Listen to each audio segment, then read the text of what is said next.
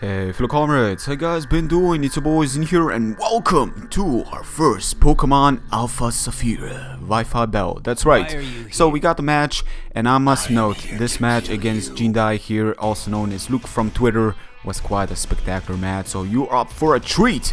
Stay tuned, stay around and listen. Anyways, I'm gonna lead with my Victini, he's gonna lead with his Pangoro. I did not expect him to stay in. Well, basically, parting shot makes a lot of sense. I feel like he definitely will do that, but at the same time he probably isn't too sure whether or not I'm a Scarf or Choice Bandit. So I actually decided to go for the U-turn, try to get damage on the switch, trying to scout what kind of switch he will do, and then appropriately switch in something that will threaten it. I'm also going to talk about this team a little bit, but we're going to talk about that at the end of the video. So I decided this is a perfect opportunity. He will not Mega Evolve, for he will gain that Fairy type, and I will hit him for that super effective damage. So I will decide to go for the U-turn, expecting to switch out. Now I was actually over-predicting a lot. I was going for the U-turn twice now. He may actually seen it coming 3 times in a row, so I was banking on this, as I do not over-predict anymore. I go directly for the save, V-create. Ataria is there, and just damaging him like this, he will probably not even take, and he will probably take this one of these turns as an opportunity for him to hopefully make me over-predict. And I didn't do that, so I played it safe on the right opportunity, take down his Excavalier incredibly early. That is insanely good, because Excavalier's typing is a pain, and I only have a couple of things that can handle it, especially Feeble as Assault Vest. Still, I do switch out to Cobalion, expecting him to go for the Dark type move of some sort. Knockoff is fine, he will knock off my lefties, but I do get the Justifies, and that will also give him switching to Sigilyph, but I do Volt Switch. So up until this very point, we keep on getting that switch team initiative, and this is what this team is meant to be, but it's really questionable. And again, I don't want to go too much into it, because I feel I'm gonna be blabbly bluing the whole time, and we want to talk about the match. So basically Sigilyph comes in. Unfortunately he had to stay in, or U-turn is gonna take him out. If he switches out, I'm again gonna get the team switch initiative, but I switch out to Victini because I cannot allow his Registeel to come in. I cannot allow him to put up the rocks. I go for the Bolt Strike, not Volt Switch. I do have the U-turn. Unfortunately, I completely forgot Wait, but he isn't Flying type anymore. He is basically Dragon Fairy. This is on Wi-Fi. This is basically my real first competitive Wi-Fi Bell. So this is my first time facing it in total glory of animation and whatnot. So I was completely off, but at the same time I had to sack my Cacturne. I couldn't switch in something safely. Even this couldn't switch in case he does have a Flame type, a Fire type move of some sort. I just couldn't risk it. So here is where he makes an exceptional move. He knows fully well I will not go for the, for the Poison Jab, which I do have it. Adaptability would probably even take him out at the remainder of HP he was at. And his Altaria as well as Registeel are very important, but he knows it. I will not go for the Poison Jab because of the Registeel core he's got going there, the immunity, and just allowing him to put up the rocks from that point on and whatnot. So I switch out to Cobalion afterwards. I have to do it. Just go for the hidden power. Let's just try to put up the rocks while we still have the chance, just to stock up some damage. You never know when that damage can be very important, while Altaria kind of loses its Stealth Rock weakness once he Mega Evolves. That's also a very important note to keep in mind. Once this thing Mega Evolves, it doesn't have that Stealth Rock weakness, and when you're playing defensive, that Stealth Rock weakness is important to kind of get rid of, and that is exactly what Altaria did once it Mega Evolved. So it became a tremendous pain, while my team is completely wall by it. It was things like Victini to a certain degree, if you don't have Psych type moves, to do it at least neutral damage, and also very much worth noting that he is actually Bolt Nature, which means that this Registeel is probably special defensive, while his Altaria is physical defensive. I switch out to Zorak. I still don't want to, I want to give him thinking this is a Victini, but he will still put up the rocks because he knows he will outspeed me, and I'm gonna go for U-turn because again Zorak and Victini can both run U-turn. They both have that sort of similar moveset to it, at least to a certain degree. I switch out to Victini, and this one is the real Victini, but unfortunately Stealth Rocks is pretty much gonna make that one pretty clear as day.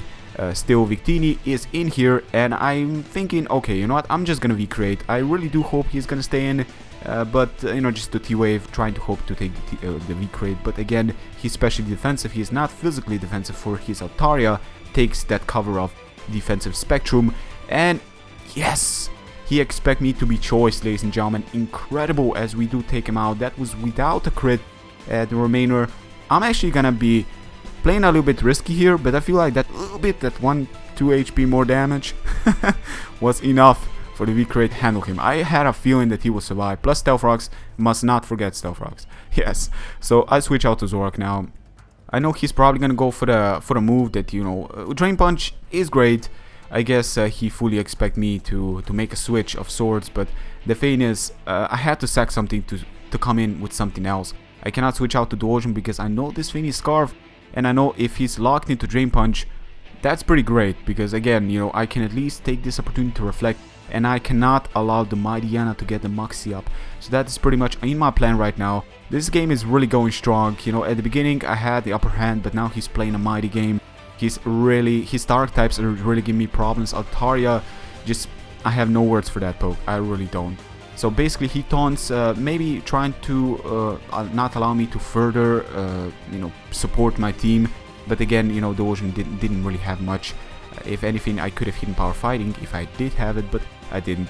That was no turn for me to overpredict, so I played it safe with a close combat. Unfortunately, Altaria is gonna come in, take barely anything from it.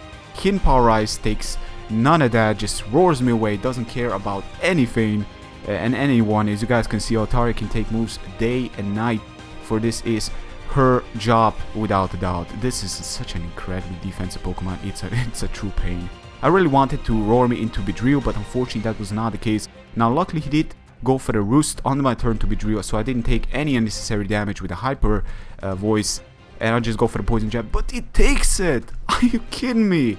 What bulk is Altaria packing? What is under those clouds? Probably like metal, like steel, covered with steel. This is steel type, I swear. This is insanely bulky. But then again, if it was power steel, it wouldn't be immune, so just forget what I'm saying here. Still, you guys know Mega Beedrill's power is immense, and I'm running Jolly just for that ridiculous speed. It's got probably outspeeding some of the Scarfers, if not, you know, like lots of them.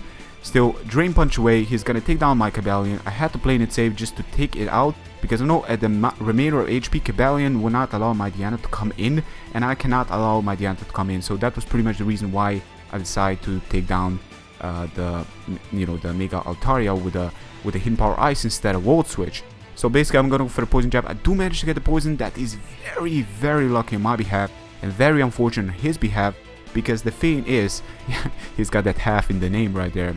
Poison is gonna stock up, and it's very important for me to kind of try to take this last opportunity, ladies and gentlemen. It's really coming down close. My Diana will sweep me if I do not put up the Reflect first.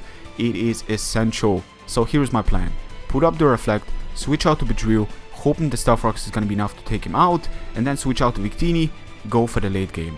Not go for the V-Crate, go for something else that will not lower down my defense, and then rely on the Reflect to be enough to where, you know, my Victini can take Sucker Punch from the likes of my Diana. Depending on what nature he's running, depending, you know, if he's got Life Orb or something like that, I cannot allow him to put up the you know, the Moxie. So that is also the reason why I switch out to Beedrill. In case he does directly switch out to my Diana, as I'm in with Duosion, I cannot allow that. But Beedrill still survives. Unfortunately, I can still, you know, manage. The poison is still gonna make him survive.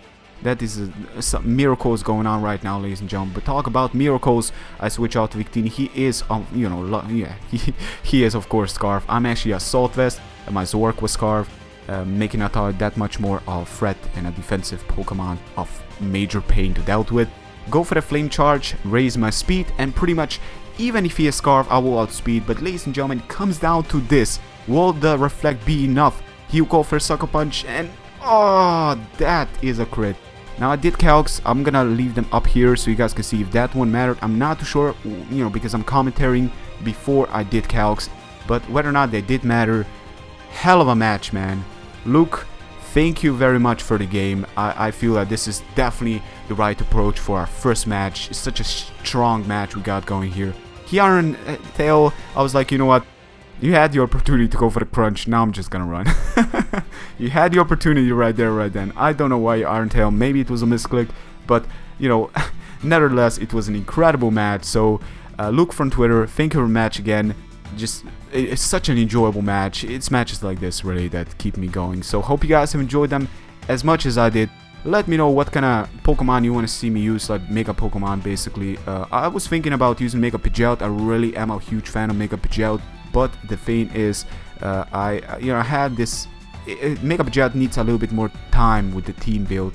While this team is questionable because there's so much similarity weaknesses, I feel like that Scout is so dangerous. And it worked out early in the match, as you guys could see. But anyways, I'm not gonna ramble. I just want to say, I kind of enjoying this team I have here. This was basically a UU setup we had going here, so I hope you guys have enjoyed it as much as I did. But if you did enjoy this match, be sure to give a like for our first ORAS Alpha Sapphire Wifi bell. And until next time, take care guys. Peace.